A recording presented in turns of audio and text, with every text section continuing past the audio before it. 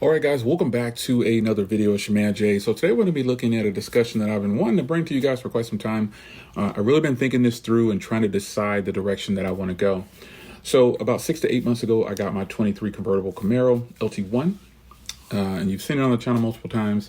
But now I'm ready, after hearing that Chevy is going to be discontinuing the Camaro officially with the 2024 model. I quickly let you guys know I'm getting a 2024 model, like hands down. I'm going to get a 2024. Just depends on how much they try to shaft us on the pricing and things like that. But in the interim of doing that, I've been doing some research, and I actually went to the lot and started looking at C8 Corvettes. Now, I was on the Chevy lot talking to this young gentleman, and he was like, well, I went with the ZL1 because it's faster and Corvettes are slow. And I thought, that's a silly statement to make. Corvettes are in no way slow. And if you just put them side by side, the ZL1 0 to 60 compared to the Corvette 0 to 60, there's a big difference there. So I think it was more of he just preferred the ZL1 overall. Now, top end, I don't know. I haven't seen very many races in real world where Corvettes and ZL1s are lining up. Obviously, you can look on YouTube and you'll see these unprofessional drivers street racing 1, 2, 3, and then taking off instead of just taking it to the track. But stock for stock on paper, the ZL1 is slower to 0 to 60, and and there's a big price gap in between the two. So the way if you just buy a C8 Corvette and you go with just no options, just nothing, it's about 62 to 65. And then if you do a ZL1 with no options or anything, because it actually comes in a standard too. So that's kind of an advantage because it makes the price a little lower, but the C8 doesn't come in a standard, it's just automatic. But if you match them like that, you spend more money on a ZL1 instead of, going with a C8. And on top of that, you have, a quicker 0 to 60 time. It looks better than the Camaro, and it's more along the lines of supercar. And then also the C8 Corvette is just a all-around more affordable version of a supercar. But when you compare it to the ZL1, I actually would take a C8 over a ZL1. And when I told the young guy that, he was kind of shocked. And I was like, well, you keep saying that the C8 is slower than the ZL1, but you're pretty much just looking at the supercharger on the top end. And I feel like once you get into comparing, apples to apples, I'm going to always probably take the C8 over the ZL1.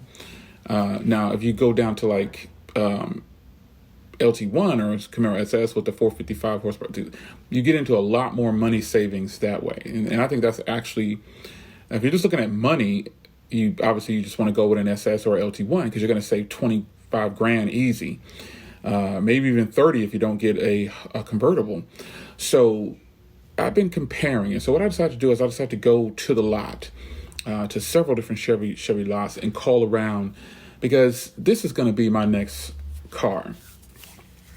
So when you have a car already, it's going to lose value. Like the Camaros, they're going to hold value, but probably not as well as a C8 Corvette, because the C8 Corvettes are marked up 20 grand. Camaros are not. So I started to look around, and I was speaking to a gentleman who's pretty much a Corvette specialist, and he said, I was talking about the comfort and feel in the Corvette compared to the Camaro.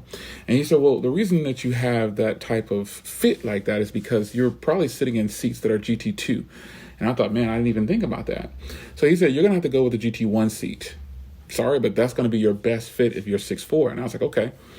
So then came the challenge of trying to physically go to Chevy dealers and find someone that had a standard seat, because when dealers order these cars, and a lot of customers who order them, they're not my height more than likely, and they're ordering it to make, dealers are ordering it to make money. They want to add all these different options to try to get you to buy what they put together, and then they're also marking them up 20 grand in a lot of places. So I decided to hit the lot. I put my feet on the ground and I decided to just go ahead and go. And when I got to the lot, I did in fact find tons of Corvettes with GT2 seats, meaning it's the sportier seat, and that you can do different options with that seat. But the standard seat, the GT1 seat, is just a standard seat. The only option you have is changing the color of it, which is fine with me, because when I was building mine out, I wasn't so much looking at the GT2 design. I was just changing the color of the standard seat, which was perfect. But then we got in the problem of finding a Corvette that had the GT1 seat. And so that is where the journey began, because the guy told me, he said, you need to go and sit in a GT1 seat versus a GT2 seat, and you will in fact see the difference and realize that you actually have more room. And I thought, this is weird, but I did it. So when I went to the Chevy dealer, they only had cars with GT2 seats. And when I got in it, it fits, but it's not as comfortable for the knee room. And then I said, I gotta call around. I gotta start going around trying to find lots that have a GT1. And there are no Chevy dealers where I'm at that have an actual GT1 seat. And I just started to search pre-owned Corvettes, or just Corvettes period. And lo and behold, right down the street from the Chevy dealer that I was at, there was a Ford dealer who had a pre-owned convertible. It was a 2022 with 3,000 miles on it. And it had the GT1 seat. It had no options. It was just a convertible with that's it. And it just had no options on it, which then it means it has a GT1 seat. I sat in it. It was a good fit. It's got about the same knee room when I'm driving as the Camaro. The Camaro steering wheel can go up higher, so it brings a little bit more room. But in the end, the C8 Corvette with the GT1 seat is the way I would have to go. And I guess that's fine, because I would just do a good combination to where I could just do the black leather, or, the white leather or the red leather, the combination that I want to go with. So, and then after that, it's just outfitting the car with other options, which I don't want many. Obviously, I wanted to go with the exhaust, because the exhaust on the C8, if you go up to the upgraded exhaust, you get the 495 horsepower and 470 torque, which then gives you that official 2.9, I believe, or something like that. I don't know. But you do get more power. And so the Corvette Stingray is available now. I can actually order one and build it out how I want to. And the price comes to just under 70 grand. So let me be clear on something. If you're buying something like this, you shouldn't be worried about money. You obviously, if you're trying to buy something like this and you're concerned so much about the money, you obviously are way out of your range, and you should just stop. You're not going to get this $10,000 off of a Corvette. It's just not going to happen. Camaros, yeah, you might be able to negotiate a little bit. Even I negotiated a little bit and got a little bit off. But you might as well just have a budget for this. You might as well be able to just go in and spend the money and buy the vehicle and be done with it. So that's what you need to think of if you're on the same path as me. You can't think about like fuel economy and money. Those things, obviously, the fuel economy is something that you really shouldn't be thinking about if you're buying a Corvette or a Camaro in a lot of cases, especially a ZL1, because it doesn't have the best fuel economy. But if you cruise in it, it does. But price aside, the one that I built out is about like literally a few $100s under 70 grand, the way I optioned it out. And then the Camaro, even optioned out pretty well. If I go to LT1, it's still nowhere near. It's $20,000 to $30,000 less. So and so the price is just, they're all over the place. They're in different directions, but that's not what this video is about. It's just about the next move that I should make. So taking money off the table, not worried about that. The options, features, comfort, and feel. So the comfort and feel of the Camaro obviously is going to be really good compared to the C8 Corvette, because the C8 Corvette definitely has less room. The C8 is built more like a cockpit. It's got, it's more of it's surrounding you. It's big things in the center. It is all over you. So you're going to feel a little bit more closed in. But I do like with the C8 that I don't actually have to get a convertible. And that is what I did. I built it without being a convertible. Basically the motorized top, and what you do is you remove the top, because here's some things about the C8 Corvette. If you go with a convertible, oh yeah, you can hit the button and let the top down within 20 seconds, and it's a convertible. But the C8 convertible covers the engine bay, and that is something that I did not want to do. I wanted to have the dress-up kit for the engine bay, and I wanted to be able to have that see-through look of the engine, which is available on the non-convertible. So if you get a convertible, the engine bay on the rear is covered. That's just how it is. Now, I obviously built mine out without the convertible, because the great part about the C8, as I was getting ready to state, you can remove the top. You can remove the top. You just have to put it in the trunk. Not a big deal. I do like convertibles, and having the C8 with a removable top is good enough for me. I don't want to spend the extra $4,000 for the convertible, and then also lose the ability to see the engine bay. I just, that may be simple, but it's my money, and I don't want to lose the look of the car when standing behind the car or next to the car.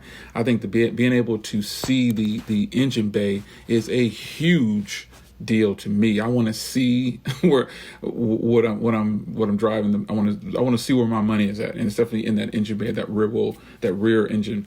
So that is something that's really important to me. So the fact that I can still remove the top on the Corvette is a plus in comparison to me just buying a convertible on the Camaro. Now, I've been talking a lot about the C8 Corvette. Obviously, I've got my mind set on that. I can actually order a 23 Corvette right now, and it'll be here in 2 months.